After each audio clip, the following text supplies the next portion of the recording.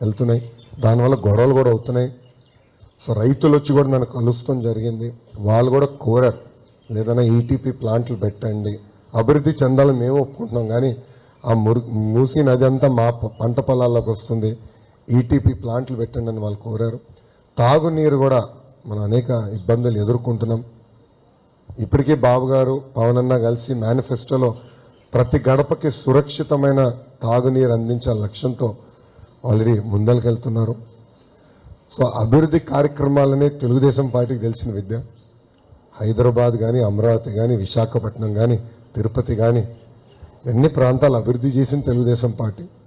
ఇప్పుడు తెలుగుదేశం, జనసేన, భారతీయ జనతా పార్టీ కలిసి తప్పనిసరిగా అభివృద్ధి చేస్తామని ఈ సభాముఖంగా మీ అందరూ తెలుపుకుంటూ, ఇప్పుడు మీకు ఏమైనా ప్రశ్న ఉంటే దానికి సమాధానం నేను చెప్పడానికి సిద్ధంగా ఉన్నానని మీకు తెలుపుకుంటూ, నాకు అవకాశం ఇచ్చిన మీ అందరికీ.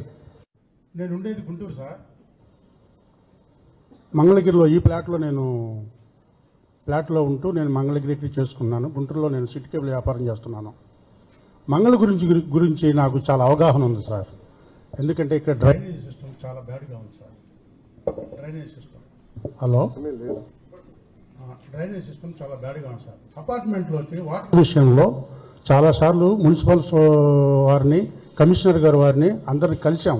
ఇక్కడ ఉన్నటువంటి మెయింటైన్ చేసేటువంటి స్టాఫ్ అందరూ కూడా విషయాలన్నీ అటు ప్రక్క ఎమ్మెల్యే గారికి, ఇటు ప్రక్క కమిషనర్ గారికి, మిగతా వాళ్ళందరికీ వ్రాతపూర్వకంగా ఒక కమిటీగా వీళ్ళు కూడా తెలియజేశాం సార్.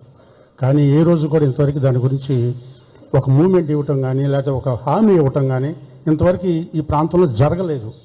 ఫస్ట్ ఈ అపార్ట్మెంట్ ఫస్ట్ బిల్డ్ అయిన తర్వాత మిగతా అపార్ట్మెంట్లను వచ్చినాయి సార్. దాదాపు ఒక 15 ఏళ్ళ నుంచి ఇంతవరకు ఎటువంటి అభివృద్ధి అనేది లేదు సార్. మీరు మొట్టమొదటిగా చేయాల్సింది ఒకటే సార్, ఈ ప్రాంతంలో మొట్టమొదటి మీరు ఐటీ ఇచ్చారు. ఐటీ వల్ల ఈ ప్రాంతం కొంచెం అభివృద్ధి చెందింది. ఎంప్లాయీస్ అందరూ కూడా ఈ అపార్ట్మెంట్లోనే ఉంటున్నారు, దగ్గరలోనే ఉంటున్నారు. మీరు చేసిన గొప్ప సహాయానికి కృతజ్ఞతలు. తర్వాత ఇంకో విషయం ఏంటంటే, దీనికి బస్ స్టాండ్ ఉంది కానీ బస్సులు స్టాప్ లేదు. 8 గంటల తర్వాత బస్సు ఏది ఆగదు. రిక్వెస్ట్ కోరి ఇక్కడ ఆగాలి. సార్ గారు చెప్పినట్లుగా అది వాస్తవం. ఎందుకంటే నేను స్థానికంగా ఇక్కడ ఉంటున్నాను. ఇక్కడ వాళ్ళతోనే నేను ఇక్కడ నా భార్య ఉంది. ఇక్కడ నేను వాళ్ళతో నాకు సన్నిహిత సంబంధాలు ఉన్నాయి కాబట్టి నేను మీకు తెలియజేస్తున్నాను సార్. బస్ స్టాండ్ విషయంలో బస్ స్టాప్ లేదు, రైల్వే స్టేషన్ స్టాప్ లేదు. తర్వాత నైట్ 9 గంటలు అయితే ఏంటి, ఈ రోడ్డు మీద అసలు ఏ మనుషులు ఉండరో, ఏ ప్రయాణం చేయడానికి కూడా అవకాశం లేదు సార్. ఇక్కడ ఐటీ కంపెనీ మీరు అభివృద్ధి చేశారు, ఎంతోమంది ఉపాధి పొందుకున్నారు. అలానే మీ గురించి మాకు మంచి అవగాహన ఉంది. మీరు మంచి అభివృద్ధి కార్యక్రమాలు చేస్తారని నమ్మకం ఉంది. Telugu Desam party, Janasena party, BJP వారు కలిస్తే ఎంతో అభివృద్ధి సాధిస్తారనే నమ్మకం, విశ్వాసం మాకు ప్రతి ఒక్కరికి ఉంది సార్. పెమ్మసాని గారి గురించి కూడా విన్నాము. ఆయన గారు గుంటూరులో ఎంపీగా చేస్తున్నారు. ఆయన గారికి నేను ఎవరో తెలియకపోయినా ఆయన గారి గురించి మాకు తెలుసు. ఏంటి ఆయన యొక్క కాన్సెప్ట్లు ఏంటో మాకు తెలుసు. వీరందరి తరఫున అమరావతి రాజధాని అనేది మనకి ఈ ప్రాంతంలో ఉండాలి. ఎదురు చూస్తున్నది అదే, ప్రతి ఒక్కరి మనసులో ఉన్నది అదే, కోరుకునేది కూడా అదే సార్. ఈ యొక్క నియోజకవర్గంలో మీరంటూ ఇక్కడ ఖచ్చితంగా గెలవాలి, గెలిపిస్తాం సార్. గెలవాలి, గెలిపిస్తాం. మా అభివృద్ధిని మేము కోరుకుంటున్నాం సార్. మీ ద్వారా మేము అభివృద్ధిని కోరుకోవాలని మేము ఆశిస్తున్నాం సార్. ఎందుకంటే మీరు యువకులు, మీరు ఏదైనా చేయగలరు. పైన ప్రభుత్వం మీది, లోకల్గా ఉన్న లీడర్ మీరు, ఎంపీ గారు ఉన్నారు. మీరు అన్నట్లుగా మీరు ఖచ్చితంగా సాధిస్తారు, చేస్తారు.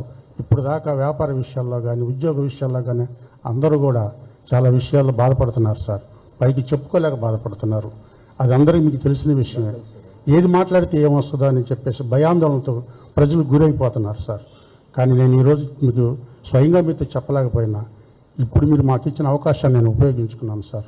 మంగళగిరిలో ఉన్న ప్రధానమైన సమస్య డ్రైనేజ్. ఇక్కడ కానీ టౌన్లో కూడా నడిచినప్పుడు మనం కంపెనీది అదే. భూగర్భ డ్రైనేజ్ చేయాల్సిన అవసరం ఉంది. కానీ మంగళగిరి ఏంటంటే జోనింగ్ చేయాలి. అంటే కొన్ని కొండపైన ఉంటాయి, కొన్ని వ్యాలీలో ఉన్నాయి.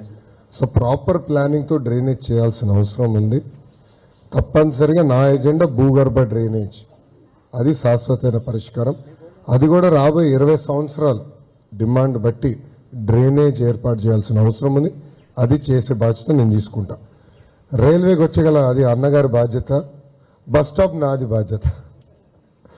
సో ఇక్కడ బాబు గారు ఉన్నప్పుడు కూడా అనేక బస్సులు వచ్చేది, చాలామంది నాకు అది కూడా ఫీడ్బ్యాక్ ఇచ్చారు. ఇప్పుడు బస్సులు ఆగట్లేదని చెప్పారు. ఆ ఫీడ్బ్యాక్ కూడా నాకు ఉంది, అది నేను టేకప్ చేస్తాను. Thank you.